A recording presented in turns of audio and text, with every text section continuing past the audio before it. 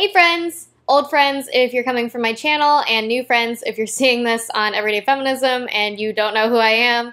Hi, my name is Marina Watanabe and I host a weekly intersectional web series called Feminist Fridays. I'm super excited to announce a brand new webinar that I created just for you, yes you, specifically, on how to make your feminism more inclusive and intersectional. The title of the webinar is Dun Dun Dun Dun, Not That Kind of Feminist, Moving Beyond White Feminism. And I know some of you are probably like, white feminism? I'm a feminist and I'm white. I don't really know how to change my skin color. Spoiler alert, when I say white feminism, I don't mean feminists who are white. When feminists criticize white feminism, what they're really criticizing is a type of feminism that prioritizes and centers the experiences and needs of white women, and only white women. Generally, these white women are also straight, cisgender, middle or upper class, and abled. And that's not to say that these women don't experience sexism. However, all of the other women who tend to get left out experience a plethora of other issues that quite frankly aren't addressed by mainstream feminist movements. And that's a problem. There are so many other women who don't get their needs met and their struggles are ignored. For example, when we talk about reproductive justice, a lot of trans people are left out of that narrative. When feminists talk about the wage gap, they often don't account for race and disability and unique intersections that can also equally affect the distribution of wealth. There are so many people who are left out of feminism when we don't view things through an intersectional framework. And unfortunately, the type of feminism that most people have access to and come into contact with is guilty of this. So that's why I want to help complicate people's common understandings of feminism. I want to add nuance and depth to these conversations and the way that people engage with social justice. So whether you're a new feminist who's still trying to understand complicated issues like reproductive justice, sex positivity, body acceptance, rape culture, etc., or if you're a seasoned feminist who has identified a need to make your feminism more inclusive, and let's be real, we can always work on this, I want you to join me. What I love about being a feminist is that it's not just a label, but a process. There is always room for our advocacy to grow and evolve and become more useful. In this webinar, we're going to explore the history of intersectionality and the important figures involved in bringing it to the forefront of our movements. We'll be examining current movements like Me Too and the fight for reproductive justice, and we're going to be identifying areas of our own activism where our language, focus, and activism can be more inclusive. We're also going to be considering diverse perspectives from marginalized communities